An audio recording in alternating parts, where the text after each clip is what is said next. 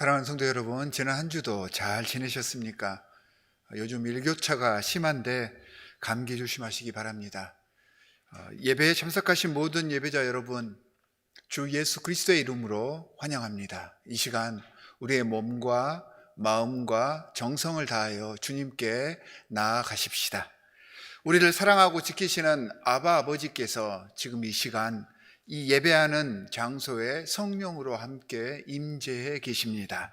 그분 앞에 우리의 모든 것들을 다 내려놓고 참회하며 애통하는 마음으로 침묵의 기도를 통해서 우리의 죄악을 이 시간 고백하도록 하겠습니다.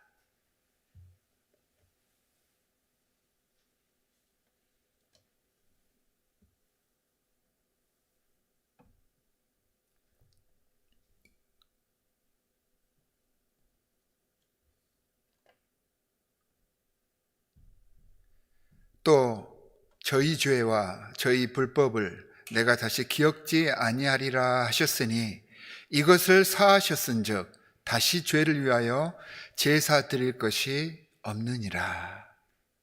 사랑의 주님, 우리를 위해 이 땅에 내려오셔서 자신의 모든 것들을 다 내어주신 그 은혜에 너무나도 감사합니다.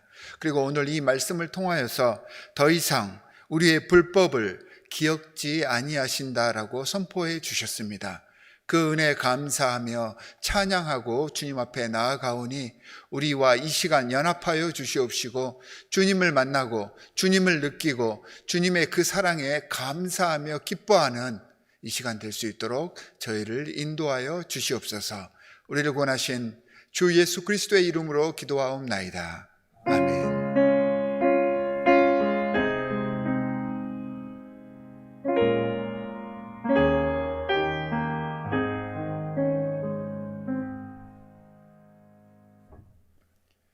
여러분은 어떤 하나님을 경배하여 섬깁니까? 나는 전능하신 아버지 하나님, 천지의 창조주를 믿습니다. 여러분은 구원과 모범을 위해 무엇을 믿습니까? 나는 그의 유일하신 아들 우리 주 예수 그리스도를 믿습니다. 그는 성령으로 잉태되어 동정녀 마리아에게서 나시고 본디오 빌라도에게 고난을 받아 십자가에 못 박혀 죽으시고 장사된 지 사흘 만에 죽은 자 가운데서 다시 살아나셨으며 하늘에 오르시어 전능하신 아버지 하나님 우편에 앉아 계시다가 거기로부터 살아있는 자와 죽은 자를 심판하러 오십니다. 여러분은 삶과 소망을 위해 무엇을 믿습니까? 나는 성령을 믿으며 거룩한 공교회와 성도의 교제와 죄를 용서받는 것과 몸의 부활과 영생을 믿습니다. 아멘. 할렐루야. 이 시간에도 우리를 사랑으로 채워주시는 주님 앞에 영광과 찬송을 올려드리며 나아갑시다. 영광의 영광의 주님 찬양하세. 모든 영광 능력 찬송 예수님께. 영광의 영광의 주님 찬양하세.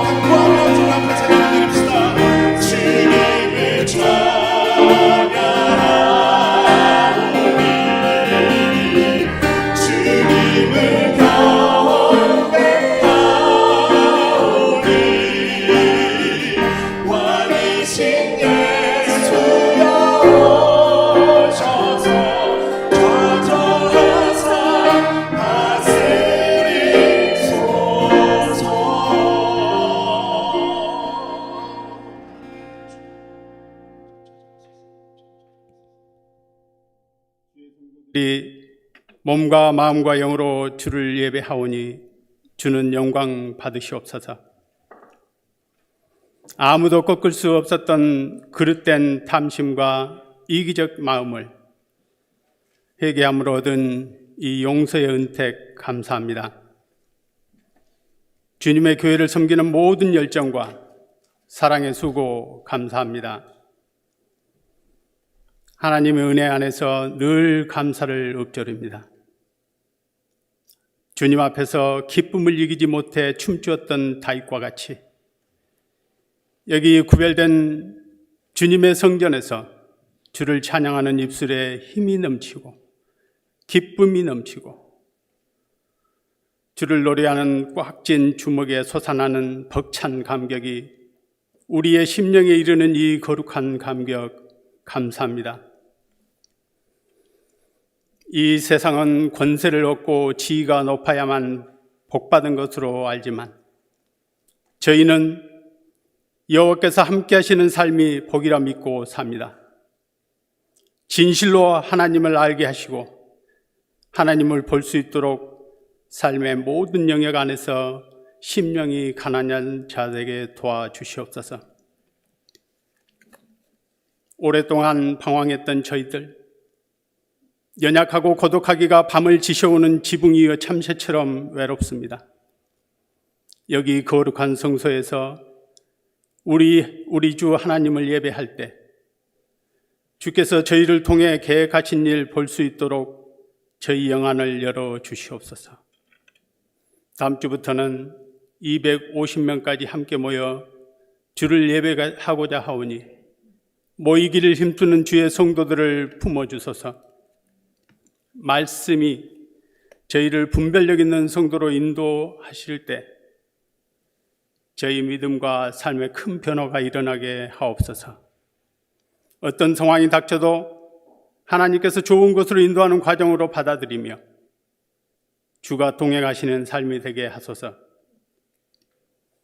주 하나님, 인류가 한 번도 경험하지 못했던 이 기후 상황을 걷는 동안 이 세상은 부의 양극화, 증오범죄, 정신질환, 사회적 갈등이 더욱 심해지고 있다고 합니다. 저희를 불쌍히 여기시옵소서.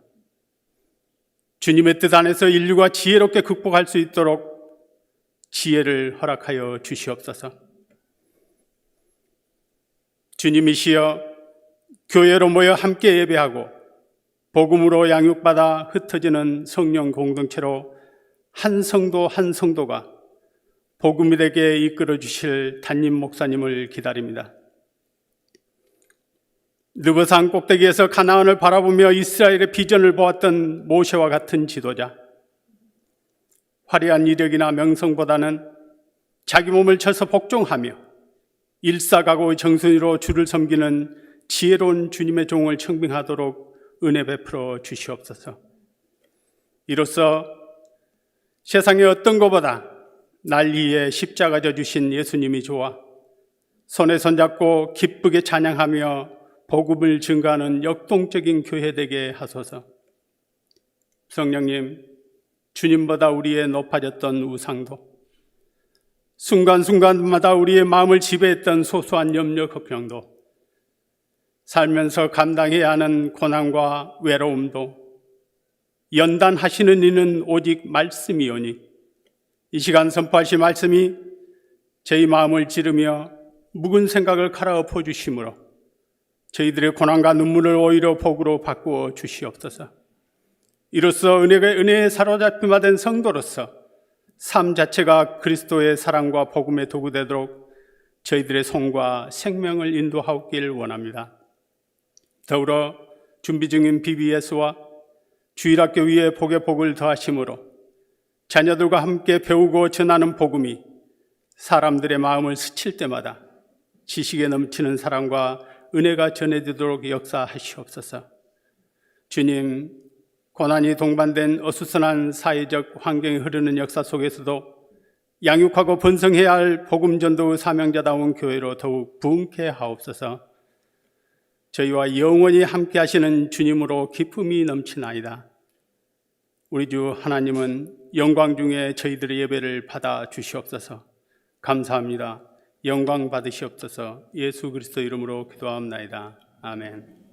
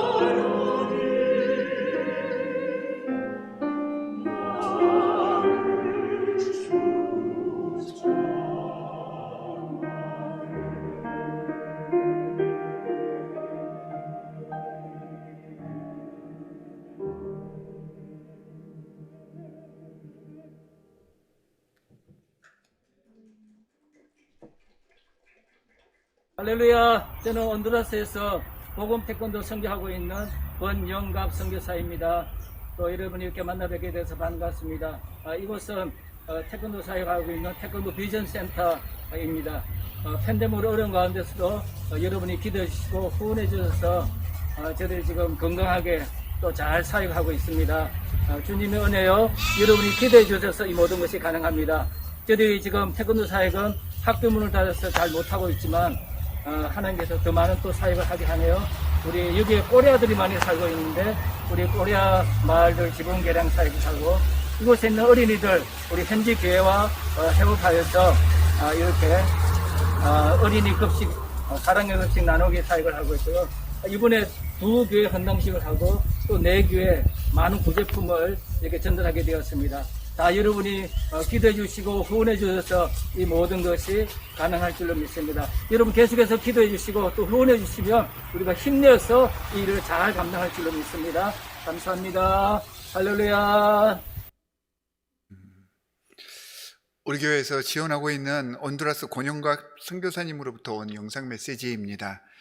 각 선교지에서 애쓰시는 선교사님들과 그 사역을 위해서 저희가 계속 관심을 갖고 중보해 주시기 바랍니다. 우리의 후원으로, 우리의 기도로, 우리의 관심으로 세계의 선교 힘들고 어려운 상황 속에서도 계속해서 나아갈 수 있을 것이라고 저는 생각을 합니다.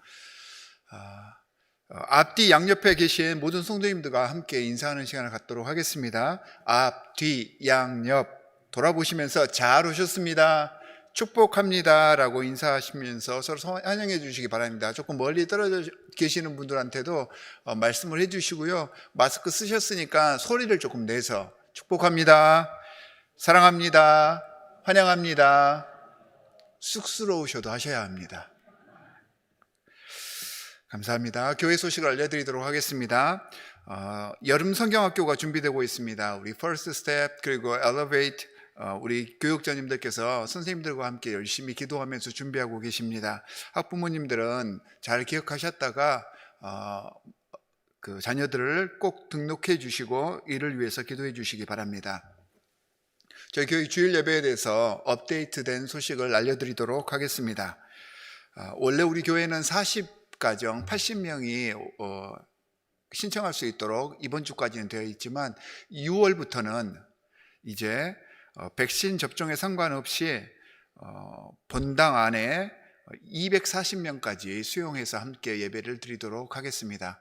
이제부터는 오실 때 여러분들께서 신청 안 하셔도 됩니다.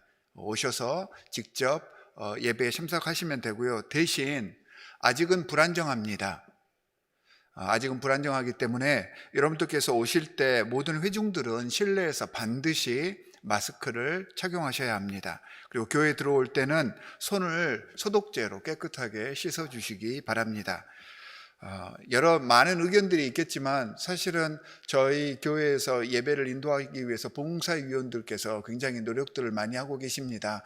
숫자가 제한적이기 때문에 여러분들에게 모든 편의를 다 제공해 줄 수는 없습니다. 하지만 교회에서 지침한 그러한 그 지침대로 여러분들을 안내하고 있으니까 다른 의견들이 있으시더라도 봉사위원들의 안내에 따라주시고 말을 따라주시면 감사하겠습니다. 다음 주부터 오실 때 보면 스티커가 붙인 곳이 있습니다. 그 스티커 붙인 곳에 앉아주시면 감사하겠습니다. 또한 아직은 불안정하기 때문에 건물 안에서 예배 이외에 다른 모임은 제한하도록 하겠습니다. 이제 7월 달 되고 그러면 차츰 다 열려고 생각하고 있으니까 준비되는 대로 여러분들에게 업데이트 해 드리도록 하겠습니다. 다음 주 6월 6일은 세교우 영입식과 어린이 세례식이 있습니다. 5명의 세교우 영입하시는 분과 2명의 아이들이 세례를 받습니다. 이를 위해서 오늘 마지막 수업이 있고요. 다음 주 토요일 11시에는 세례 영입식 문답식이 있습니다. 여러분, 새로 우리 교회에 등록하시는 분들 세례 받는 귀한 아이들을 위하여서 여러분들께서 관심을 가져주시고 중보 기도해 주시기 바랍니다. 저희 교회 스페셜 케어 팀이 있습니다. 저희 스페셜 케어 팀에서 이제 했던 첫 번째 사역이 꽃씨를 다 각 그 가정에 전달해 드렸죠.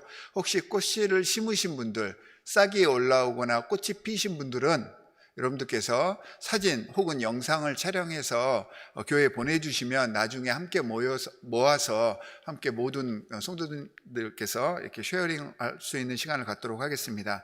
또한 우리 스페셜 케어 팀에서는 신방을 위해서 사역을 하고 있습니다.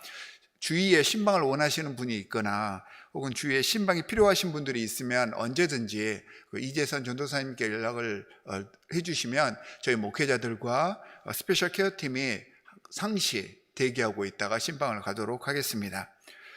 저희 교회에서는 장학생 모집을 하고 있습니다.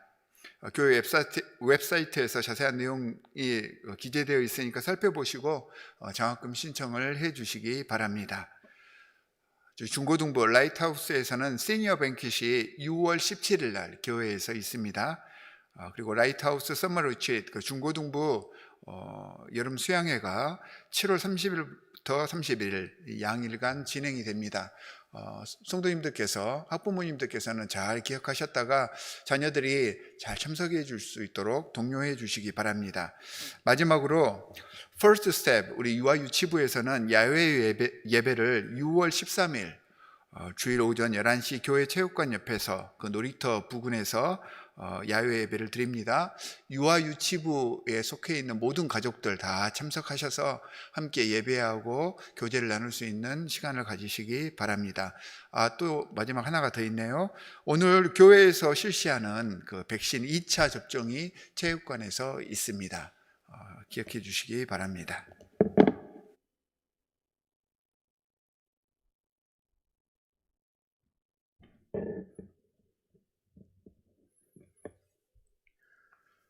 오늘 하나님께서 우리에게 주신 말씀은 창세기 4장 3절에서 15절까지 말씀입니다.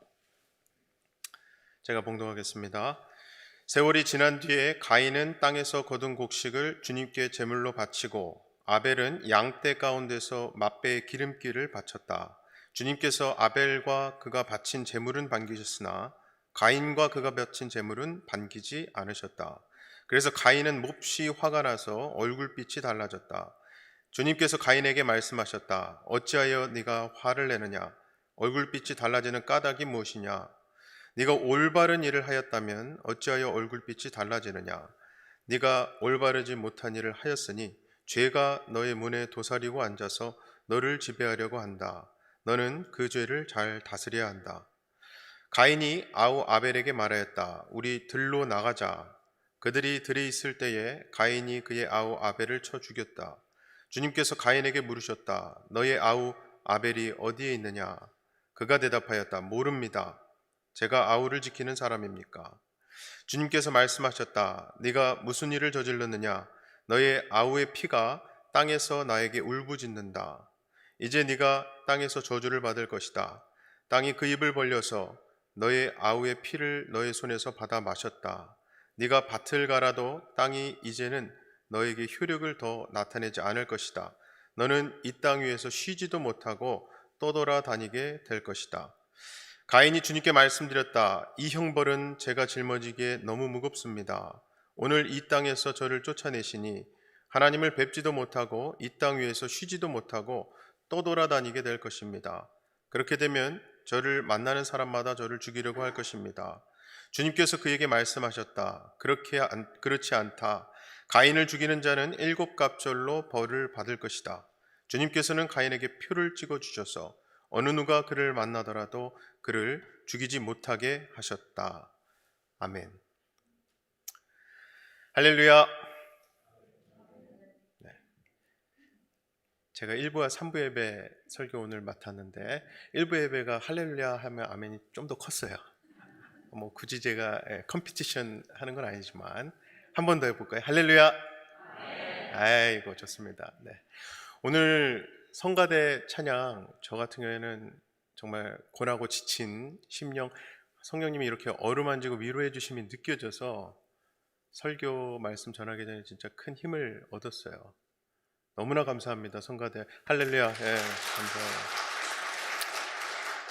온라인으로 예배 드리시는 분도 꼭 그 라이브로 들으시는 게 얼마나 은혜로우신지 경험하셔야 합니다. 꼭 오시기 바랍니다. 마침 이제 6월부터 숫자도 늘고 오실 수 있잖아요. 자, 오늘 말씀 제목이 어떤 표가 있으십니까? 입니다. 이게 마치 험상궂게 생긴 보안 요원이 어떤 중요한 자리에서 입장표 같은 거 확인할 때나 나올 법한 질문이죠. 사실 오늘은 정말로 저와 여러분에게 있어서 아주 중요한 표가 있으신지를 확인하시는 날이에요. 성경을 처음으로 읽다 보면 특히 창세기에 나오는 아담과 하와, 에덴 동산, 선악과 같은 이야기는요, 얼핏 보면 그냥 고대 신화 같아요. 그리스 신화랑 별반 다를 바 없어 보이기도 하고. 그런데 이런 내용이 정말 그런 신화 같은 꾸며낸 이야기였다면은 저와 여러분 같은 이 정상인이 그게 믿어질 수가 없겠죠. 우리가 그렇게 어리숙한 사람들은 아니잖아요. 즉 우리는요, 이 성경 안에 확실한 진리가 있다는 것을 확신하고 믿음 생활, 신앙 생활 하고 있습니다. 그래서 오늘은 믿음이 있으신 분들은 이 말씀 안에서 다시 한번 하나님과 또 우리의 근원 그리고 영원한 구원에 대해서 확인하시는, 확신하는 시간이 되시기를, 그리고 믿음이 없으시거나 애매모호하시거나 신앙생활 방학 중이신 분들은 진짜 진리, 참 진리의 말씀을 경험하시고 만나시는 귀한 전환점의 시간이 되시기를 주님의 이름으로 간절히 축원합니다. 자, 오늘 본문의 내용은요, 인간 역사의 시초지요. 아주 옛날 얘기예요. 창세기하고도 초반부에 나오는 이야기입니다. 본문 앞에 창세기 3장에서는 하나님의 형상으로 지음받은 인간이 왜 이렇게 끊임없이 죄를 짓고 악을 만들어내는 존재가 되었는지를 밝히고 있지요.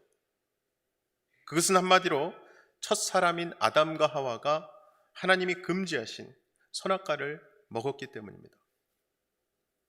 여러분, 이 선악과는요, 그 자체가 무슨 특별히 신비로워 보이거나 맛이 정말 둘이 먹다 죽어도 모르는 그런 특별한 열매가 아닙니다.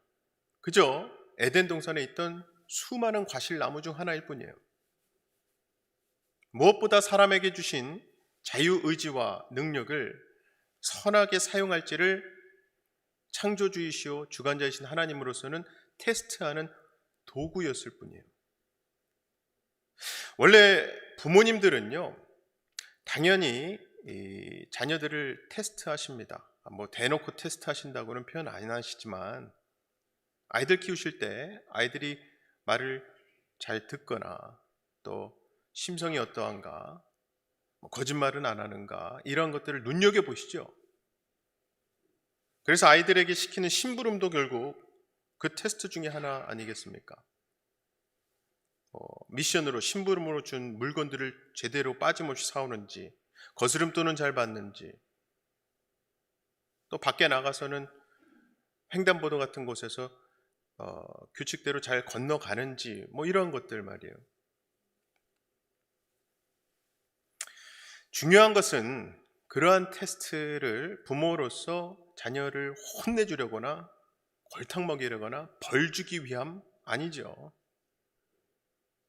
아이를 너무 사랑하니까 바른 아이로, 건강한 아이로 키우시려는 목적이죠. 마찬가지로 우리 하나님은요, 지금도 당신의 자녀인 우리를 시시각각 테스트하십니다.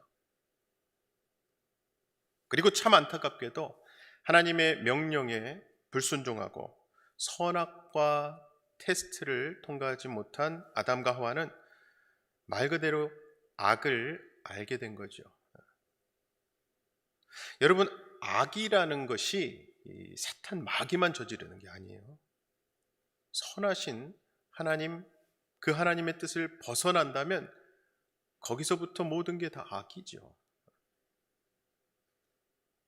사람 생각 같아서는 아니, 하나님 없이도 도덕적으로 좀 착하게 살고 열심히 부지런히 살기만 하면 세상살이 살만할 것 같다고 생각할 수 있지만, 사실 이 사람의 삶이나 또 심령, 심정 깊이 뜯고 해치해 보면 곳곳에 악이 피어 있고 거기서는 악취도 스물스물 올라오고요.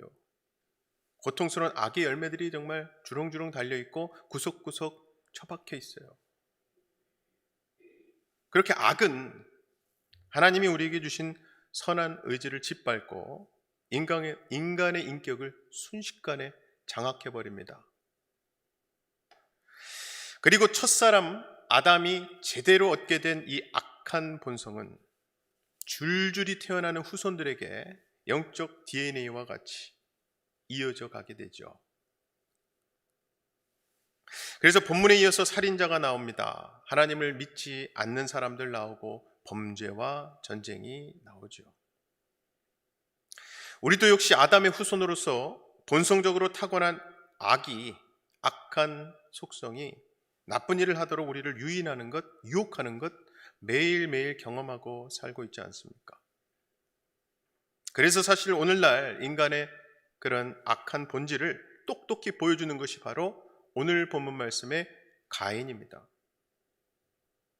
가장 중요한 사실은요, 오늘 이 말씀이 단지 가인이라는 이름에 참 낯설고 한 번도 만나보지 못한 까마득한 옛날 고대인에 대한 이야기가 아니라 사실 전부 우리 이야기라는 거예요, 우리 이야기.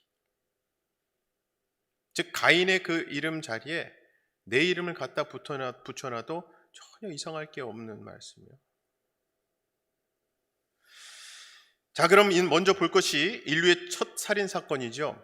가인이 동생 아벨 죽인 사건입니다. 창세기 초반 시대에 세월이 흘러서 이제 농경 시대가 되었습니다.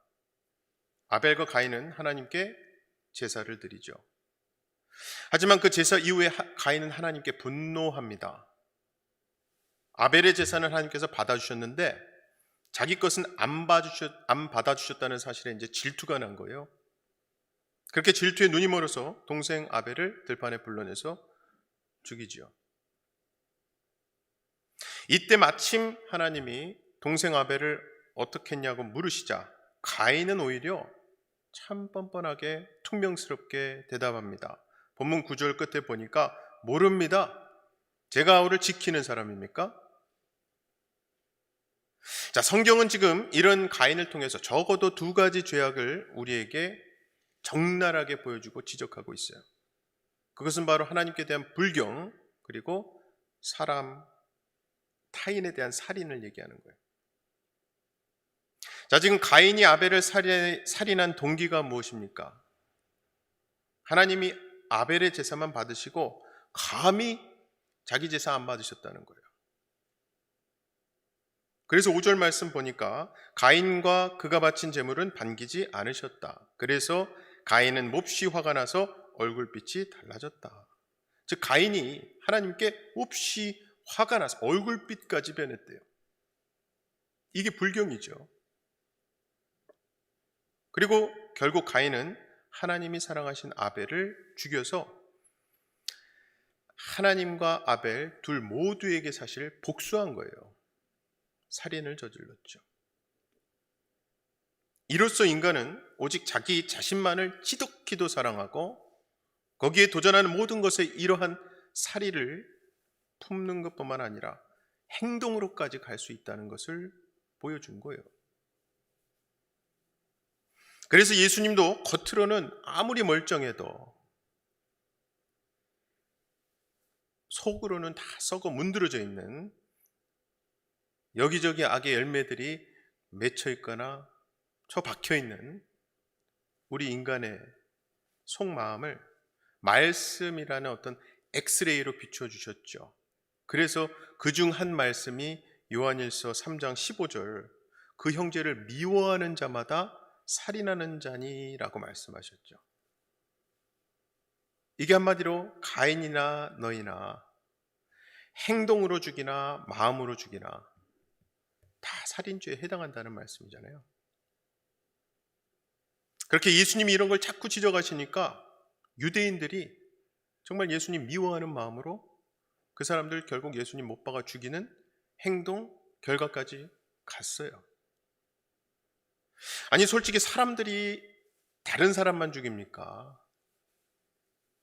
자기 삶이 견딜 수 없이 괴롭고 자기 자존감이 밑바닥을 치게 되면 정말 자기 목숨도 죽이는 게 참 지독한 인간의 죄성 아니에요? 자, 7절 끝에 보니까요, 하나님께서 금방 사고칠 것 같은 가인에게 이렇게 말씀하세요. 죄가 너의 문에 도사리고 앉아서 너를 지배하려고 한다. 너는 그 죄를 잘 다스려야 한다. 그런데요, 그럼에도 불구하고 바로 이어지는 8절 말씀 보면 가인이 바로 사고를 치죠. 가인이 아우 아벨에게 말하였다. 우리 들로 나가자. 그들이 들에 있을 때에 가인이 그의 아우 아벨을 쳐 죽였다. 하나님께서 죄를 다스리라고, 즉 죄성에, 너 지금 아버지 어머니로부터 받은 그 죄성에 넘어가지 말고 그 죄를 짓지 말라고 방금 말씀하신 게 무색하게 곧바로 동생 아벨을 죽인 가인. 그래서 그에게 이제 성경이 무엇을 말씀하시는가? 그것은 결국 죄와 벌이에요. 벌.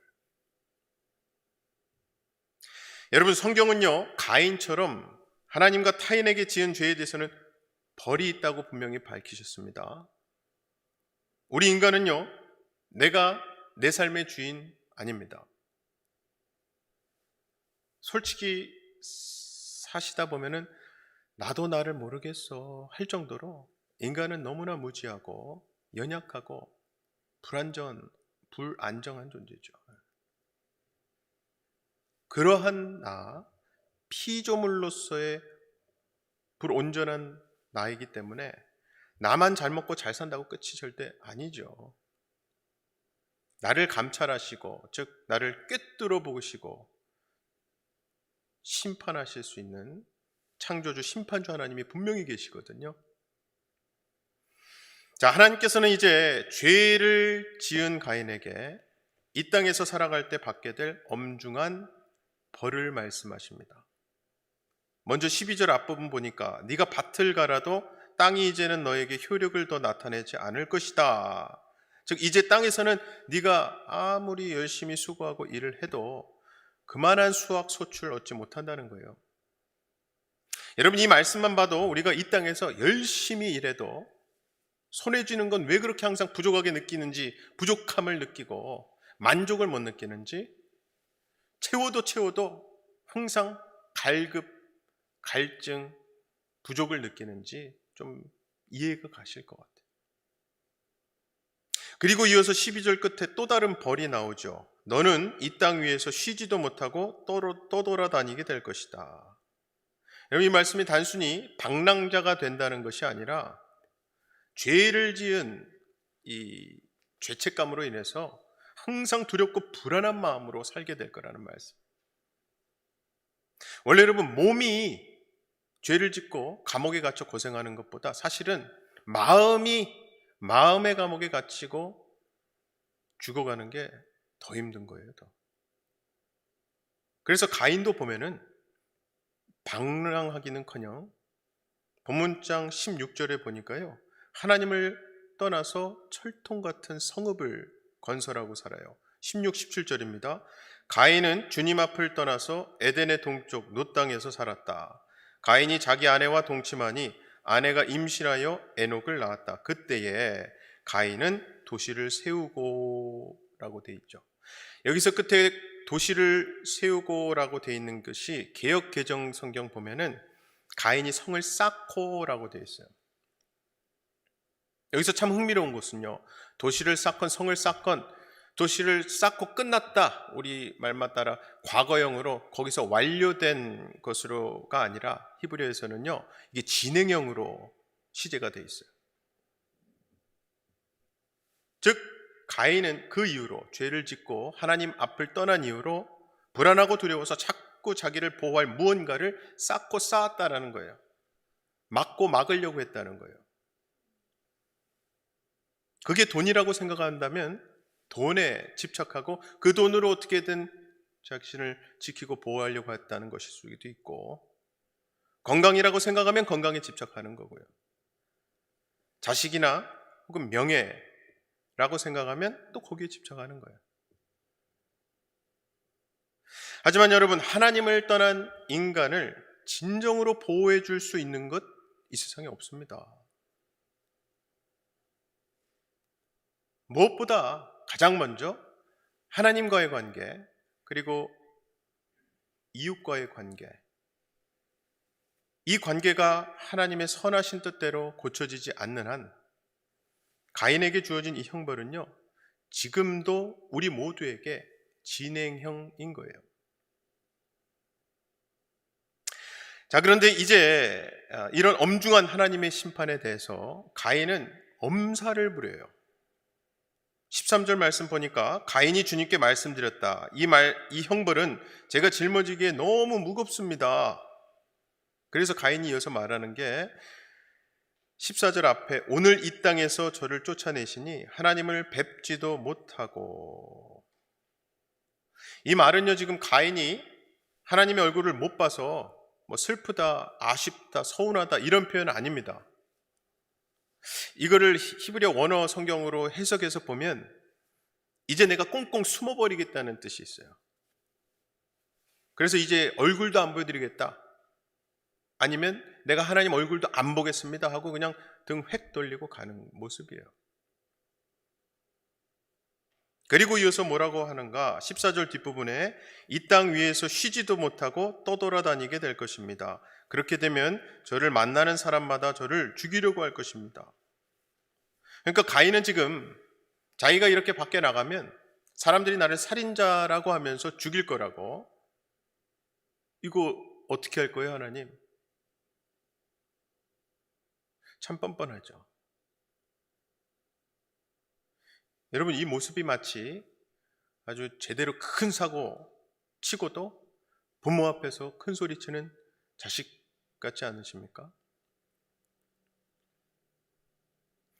자, 그런데요, 이런 가인에게 하나님께서 반응하시는 모습이 우리를 더 어리둥절하게 만듭니다. 15절에 주님께서 그에게 말씀하셨다. 그렇지 않다.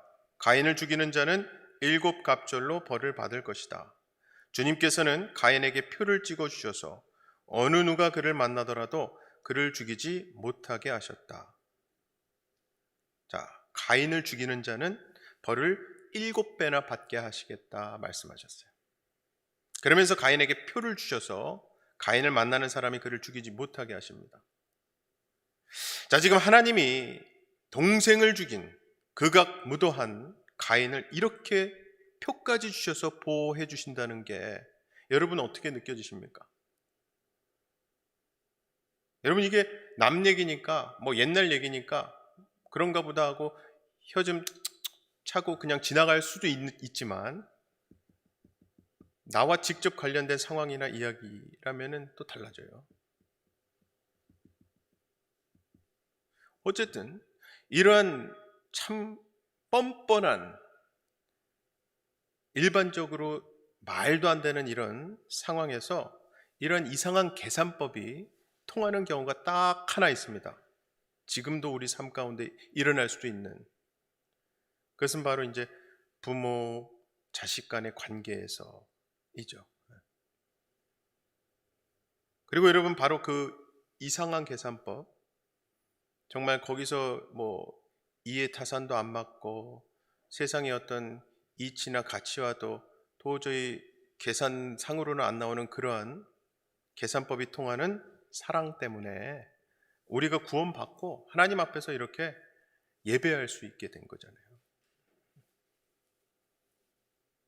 고로 그렇게 죄를 짓고도 생명을 보호받은 가인이 보면 볼수록 우리와 똑같은 거예요. 자, 그렇다면 여기서 가인의 표가 어떠한 의미인가? 이 가인의 표를 풀어줄 상징들이 그 뒤로 성경 말씀에서 간간히 등장합니다. 예를 들자면 애굽을 탈출할 때 유월절 사건이 있었죠. 애굽에서 이스라엘 노예들을 바로가 풀어주지 않으니까 하나님께서 모세를 통해서 애굽에 10가지 재앙을 내리십니다. 그 10가지 재앙 중 마지막 재앙이 죽음의 사자가 애굽의 장자를 죽이는 장자 재앙이었잖아요. 거기서 이스라엘 백성들은 양을 잡아서 그 피를 문입구에 바르면 죽음의 사자가 그 피를 보고 거기를 넘어갔습니다. 6월 패스오버 해서 6월절이 된 거죠. 그 부분이 출애굽기 12장 13절이에요. 문틀에 피를 발랐으면 그것은 너희가 살고 있는 집의 표적이니 내가 이집트 땅을 칠 때에 문설주의 피를 바른 집은 그 피를 보고 내가 너희를 치지 않고 넘어갈 터이니 너희는 재앙을 피하여 살아남을 것이다. 자, 여기서 처음에 문틀에 피를 발랐으면 그것은 너희가 살고 있는 집의 표적이 된다라고 할 때 이 표적은 가인에게 준 오늘 본문 말씀에 나온 표, 그 표식과 똑같은 그 히브리어 오트를 써요. 오트. 참고로 이 오트 단어는요, 노아의 홍수 때 다시는 내가 이 물로 세상을 심판하지 않겠다, 하나님께서 표식으로 주셨던 것이 무지개죠. 그 무지개 때도 같은 단어를 썼어요. 그래서 결국 이 모두가 다 사실은 하나님의 구원의 상징들이라는 거죠. 여러분, 우리가 가지고 있는 이 성경은요, 한 분의 저자가 쓰셨습니다. 그분은 바로 성령님이시죠. 성령님께서 여러 시대 여러 사람을 감동하셔서 성령님의 의도대로 기록하게 하신 거예요.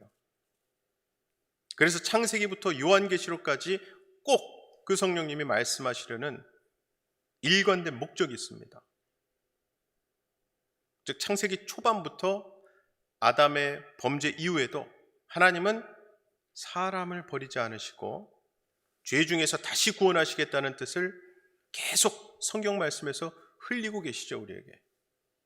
마치 우리 어린이들 보는 헨젤과 그레텔 소설 동화책에서 그 아이들이 빵을 조금씩 뜯어서 땅에 가면서 자기 왔던 길을 표시해 놓는 것과 같이. 그래서 우리도 성경이 주는 그런 증거들을 쭉 따라가면요, 결국 예수님의 십자가 사건이 나오게 되어 있어요. 그래서 성경에는 예수님을 상징하고 예표하는 이 사건, 인물, 사물들이 나옵니다. 창세기 3장에서는 범죄한 아담과 하와에게 동물을 죽여서 그 가죽옷을 입혀주시는 장면에서 그 가죽옷이지요. 그리고 오늘 말씀에서 가인을 죽음에서 면하게 해줄 이 가인의 표, 이게 다 같은 사건을 상징하고 있는 증거들이라는 거예요.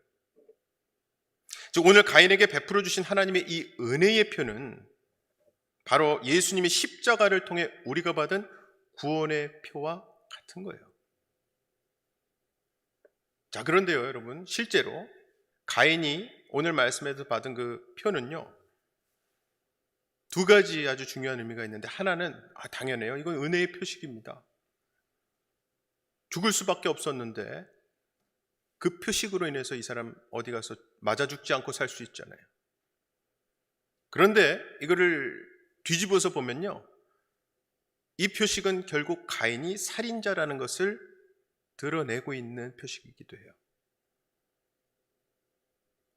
여러분, 이 표식 십자가랑 똑같은 거예요. 십자가라는 표식 자체가 정말 우리가 하나님으로부터 말할 수 없는 은총을 입어서 죽을 수밖에 없는 나를 살려주셨다는 은혜의 표식이잖아요. 무엇보다 거기에 누가 죽으셨는지를 우리가 안다면, 기억한다면 그것은 은혜 중에 은혜입니다. 그런데 이거를 또 뒤집어서 보면 가인의 표와 같이 우리가 죽을 수밖에 없는 존재였다는 사실을 정확하게 증거해주는 예표죠. 표식이에요. 그래서 이 사실을 성령의 감동을 통해 자각하고 깨달은 사람이라면 아무것도 자랑할 수 없게 되죠. 고로 우리가 보통 신앙인으로서, 크리스찬으로서 신앙이 성숙했다, 믿음이 깊어졌다라고 하는 것은요, 바로 이 사실을 깊이 깨닫는 것입니다. 그래서 남보다 믿음이 좋아졌다, 성숙해졌다, 깊어졌다라고 하는 것은 자기의 죄악이 더 생생하게 보이기 때문에 절대로 내가 남들보다 더 낫다고, 더 배려하다고 생각할 수 없는 거죠. 자, 그럼 이제는 하나님께서 왜 가인을 죽이는 자에게 벌을 7배나 주시겠다고 하셨는지 이해가 되실 거예요. 그것은 결국 가인을 죽이려고 하는 자나 우리나 모두 다 남을 판단하고 정죄할 자격이 없는 다 똑같은 살인자요. 하나님 앞에는 다 똑같은 죄인이라는 거예요. 그러니 어느 누가 가인에게 돌을 던지겠습니까? 그래서 예수님께서도 가늠한 여인에게 돌을 던지겠다는 유대인들에게 이렇게 말씀하셨죠. 요한복음 8장 7절에 죄 없는 자가 먼저 돌로 쳐라. 누구도 못 치죠. 마지막으로 오늘 말씀에서 깨달아야 하는 것은요. 자, 애초에 그러면 아벨의 제사는 왜 하나님께서 주목해서 보셨고 받으셨는가? 성경을 보면 아벨은 양의 첫 새끼와 기름을 드렸다 말씀합니다. 이 자체가 사실 속죄의 제사거든요.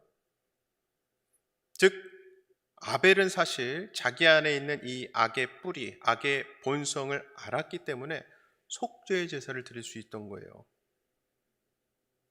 여러분, 아벨이 드린 제사가 간단히 동물 딱 죽여서 제단에 올리는 그런 말로만은 쉬울 수 있는 그런 제사 아니죠. 실제로 동물 죽여야 되고 그 피비린내 맡으면서 각을 뜨고, 얼마 전 주목사님 설교 때 좀 설명을 해주신 것처럼 절대로 쉽지가 않죠. 물론 세상 사람들 눈에는 아벨의 이러한 제사에 비하면 가인의 제사 곡식으로 드리고요, 얼마나 점잖아 보여요. 동물 보호적이고 자연 친화적이고 더 편리해 보일 수 있습니다. 하지만 하나님께서는 아벨의 제사는 기뻐 받으셨지만 가인의 제사는 쳐다보지도 않으셨거든요. 여러분, 우리가 하나님 앞에 나와서 드리는 예배도 마찬가지죠.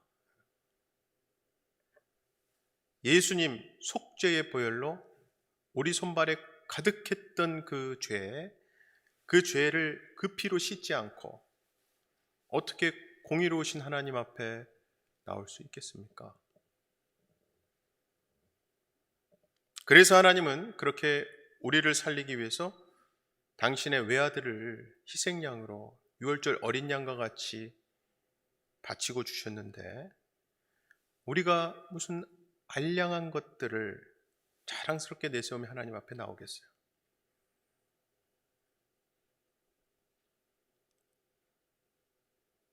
저도 이 말씀을 준비하고 전하려고 하다가 오늘 성가대 찬양으로 참 은혜를 받았다는 의미로 시작한 거죠, 오늘 설교를.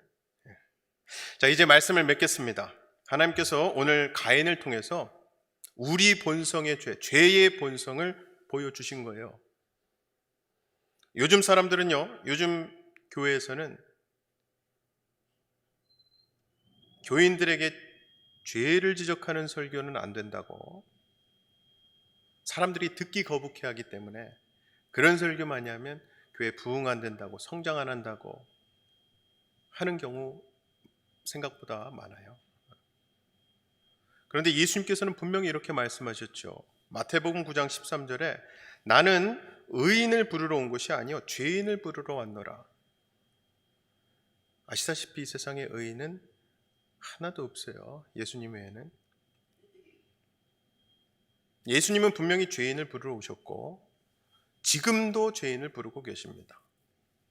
그러므로 죄를 깊이 깨달으면 깨달을수록 사실 그 사람이 복된 거예요. 가인의 결말은요, 가인은 그 은혜의 표를 받고도 하나님 앞을 떠났다고 성경은 기록합니다. 아무렴 여러분, 하나님이 정말로 가인이 하나님 은혜를 떠나서 그렇게 두려움 속에서 평생 방황하며 살기를 원하셨겠습니까? 그래서 많은 사람들에게 믿음이 있으신 분이건 없으신, 교회에 대해 전혀 모르시는 분이건 가인의 표라고 하면은 보통 부정적인 이미지들을 많이 떠오르세요. 그래서 그렇게 관련된 미디어들도 있고, 그 이유는 이렇게 끝까지 하나님의 마음을 알지 못하고 그 앞을 떠나서 결국 파멸의 길을 갔던 가인의 결말 때문이 아닌가 싶어요. 그리고 이것은 여러분 지금도 일어나고 있는 일입니다.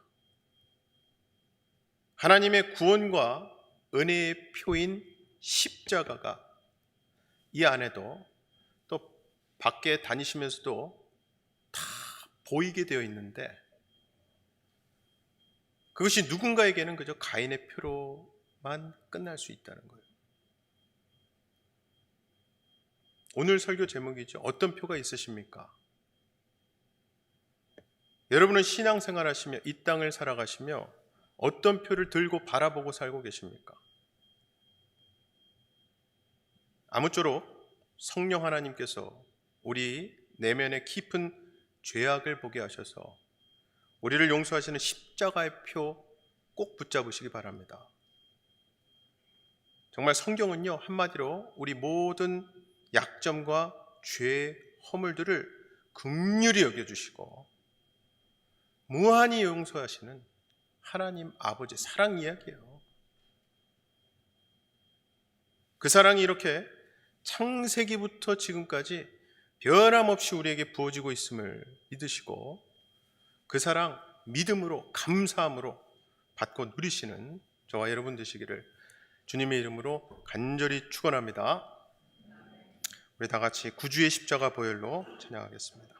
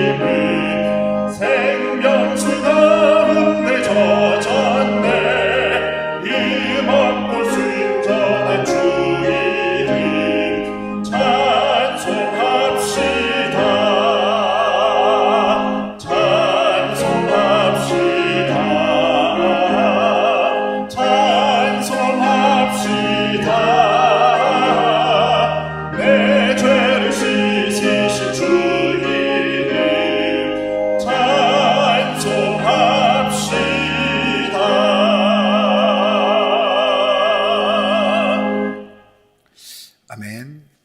주님께서 주신 귀한 말씀을 생각하면서 우리 함께 기도하도록 하겠습니다. 하나님 아버지, 주님의 귀한 말씀을 통해 우리가 미처 생각해보지 못했던 무뎌진 우리의 모습을 돌아볼 수 있게 해주신 은혜 정말로 감사합니다. 우리를 주님의 자녀로 선택해 주시고 우리의 죄악과 잘못 가운데서도 우리를 위해 끊임없이 중보하시고 사랑하시며 헌신하시는데 우리는 그 사랑이 얼마나 큰지 얼마나 소중한지를 모르고 자꾸 주님의 사랑에서 멀어지려고 하였습니다. 주님 용서하여 주시옵소서.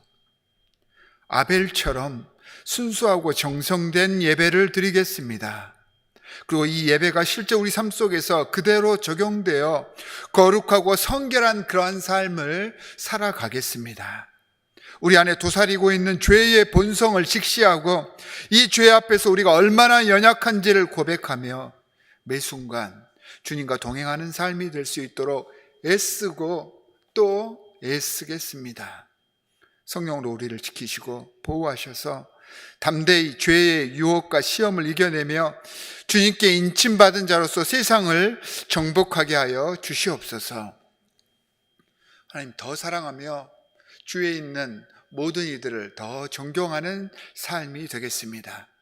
내 안에 있는 내 강팍한 이 마음을 내려놓고 주님이 우선이 되는 삶이 되겠습니다.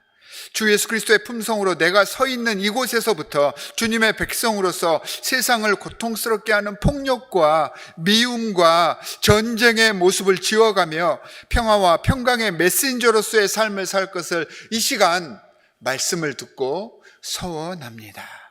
우리를 통해 주님의 나라가 이 땅에 이루어지게 하여 주시옵소서. 예배에 참석한 모든 성도들의 기도를 들어주시고 그들의 문제를 주 예수 그리스도의 방식으로 해결하여 주시옵소서. 주님께서 우리에게 허락해 주신 많은 것들 주님이 주신 것임을 인정하여 주님께 봉헌합니다. 또한 우리의 몸과 마음과 영혼을 주님께 서원합니다. 우리와 우리의 재물을 주님의 영광을 위해서만 사용하여 주시옵소서.